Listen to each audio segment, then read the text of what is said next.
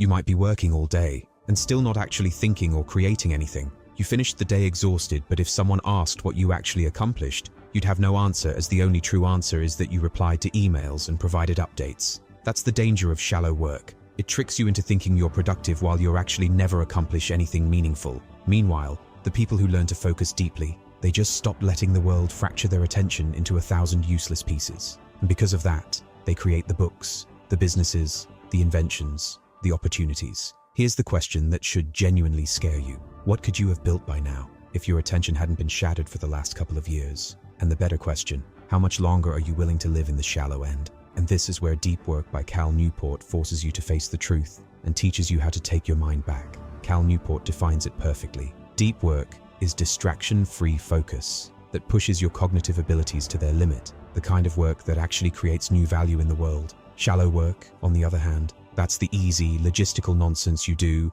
while multitasking, answering emails, messaging people back, pretending to be busy, and generally producing nothing anyone will remember. It's the human hamster wheel. Lots of noise, even lots of doing, zero progress. And here's the scary part. The world is drowning in shallow workers. Corporate world is said to be about 50% of shallow work. Deep workers? They're going extinct, right when they're becoming the most valuable people in the entire economy. Newport's warning is simple. The ability to go deep is becoming rare at the exact same time it's becoming insanely valuable. Which means the few people who build this skill, they will absolutely dominate. Those will be the people that create the high-quality work, which is equal to time spent times intensity of focus. Since we all have the same 24 hours in a day, we need to focus on increasing the intensity of focus. Think about the 3 kinds of winners shaping the economy. 1. The high-skilled workers. People who can work with intelligent machines instead of being replaced by them. ChatGPT won't take your job, but it will take the job of anyone who can't focus long enough to become exceptionally skilled. 2. The superstars. In a world drowning in average, being the best now has a premium. 3. The owners. The people with the capital to invest in the technologies reshaping everything. But if you're not one of them, your best weapon is deep work, becoming so good you can't be ignored. So what does it take to thrive in this new world? 2 abilities that decide your future. 1. The ability to learn hard things, fast. 2. The ability to produce at an elite level, with both quality and speed. And here's the plot twist. Deep work literally rewires your brain. Every time you focus intensely, your neurons wrap themselves in myelin, the insulation that makes your thoughts faster and sharper. Avoid distraction long enough, and you become cognitively dangerous. Here is why you can't focus, and why it's not completely your fault. Your attention residue is killing you. Every time you switch from task A to task B, part of your brain is still thinking about task A, so you're never fully present anywhere, just mentally leaking all over the place. Yet modern workplaces worship the exact behaviors that destroy deep work. Constant emails, constant meetings, constant availability, constant interruption, constant collaboration, constant reacting instead of creating, constant social media presence. It's no wonder most people feel like they're working hard and getting nowhere. We've built a culture where busyness is a proxy for productivity, and being constantly reachable is seen as good work. But shallow work is the easiest behavior in the world, which is exactly why everyone defaults to it. But even though it's easy, it leaves your soul drained at the end of the day. Part of the reason why you default to shallow work is that you run out of willpower to fight your desires. Your desire to eat, to sleep, and to have sex. You default by taking a break to engage in shallow activities like checking social media or watching television. How do you escape the shallow trap?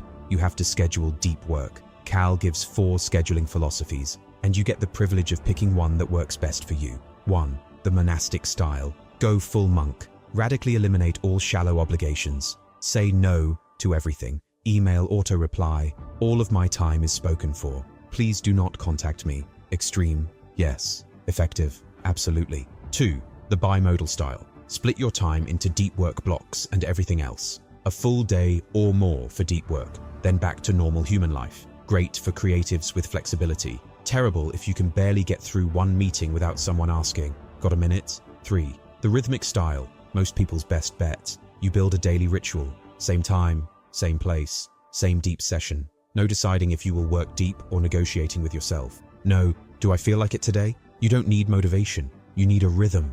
Great if you have an office job where you might have standing meetings to attend, but you can still carve out deep work time. 4. The journalistic style. You go deep whenever a pocket of time opens up. This is expert mode, and you should not attempt this unless you know how to work deeply already. Build rituals or get destroyed. Your deep work needs rules. Where you work, how long you work, how you start, how you support the work, water, caffeine, silence, whatever your brain needs. And sometimes you need a grand gesture, locking yourself in a hotel room, booking a retreat away from all the noise, buying a flight to a remote destination just to write. If you invest some effort or money, getting to deep work will be much easier, as you won't want to waste said effort or money. Discipline that actually makes deep work stick. Discipline number 1. Focus on the wildly important. If everything is important, nothing is. Discipline number 2. Act on lead measures. Lead measures is what you control, like hours of deep work. Lag measures are results, oftentimes decided by outside forces. Focus on the lead, not the lag. Discipline number 3.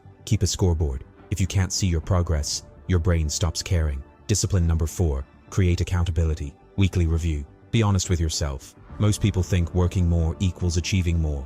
Wrong. Your brain needs downtime to recharge. Nature walks, boredom, quiet time. These refill your focus battery. If you let your mind wander, it will go into the unconscious mind where deep problems are solved, not the conscious mind where your limited problems get solved rationally. Train your brain to stop chasing distraction. Don't take breaks from distraction. Take breaks from focus. Don't have an internet break to let your mind wander when you have a free minute. Schedule your internet time. Stick to it. And yes, this means if you aren't scheduled for your internet time and just happen to be waiting in line, you can't use your phone to browse mindlessly. Sit with your thoughts for a change. Practice deep thinking while doing mindless physical tasks. Walking, jogging, driving. Pick a problem. Solve it mentally. Strengthen your focus like a muscle. Quit social media. Don't use a tool because it has some benefit. Yes, social media helps you connect and keep in touch, but does it actually improve your relationships? Use the Craftsman test. Does this tool significantly improve what actually matters in your life? Do the benefits outweigh the negatives? If not, delete it. If the last 30 days weren't worse without it, you don't need it. Drain the shallows. Schedule every minute of your day. Not because you'll follow the schedule perfectly, but because it forces you to confront how much time you waste pretending to work. Rewrite your schedule 10 times in a day if you need to, but schedule every minute of the day. Look at your tasks and ask, how long would it take to train someone else to do this? If the answer is not long, congrats, that's shallow work. Limit it ruthlessly. And practice fixed schedule productivity. Stop working at a set time. No exceptions. You'd be amazed how creative your brain becomes when 5:30 p.m. is a hard wall. Your brain has a limited amount of time it can work deeply, and trying to cram activities past a certain time just sets you up for ineffectiveness the next day. Oh, and those emails? Stop replying so fast. Half of them don't need answers. Let those small things sit for a little and focus on your deep work. The quality of your life is determined by what you choose to focus on and what you choose to ignore. Shallow work fills your day. Deep work builds your career, your skill, your legacy. Most people won't choose the deep path. Will you?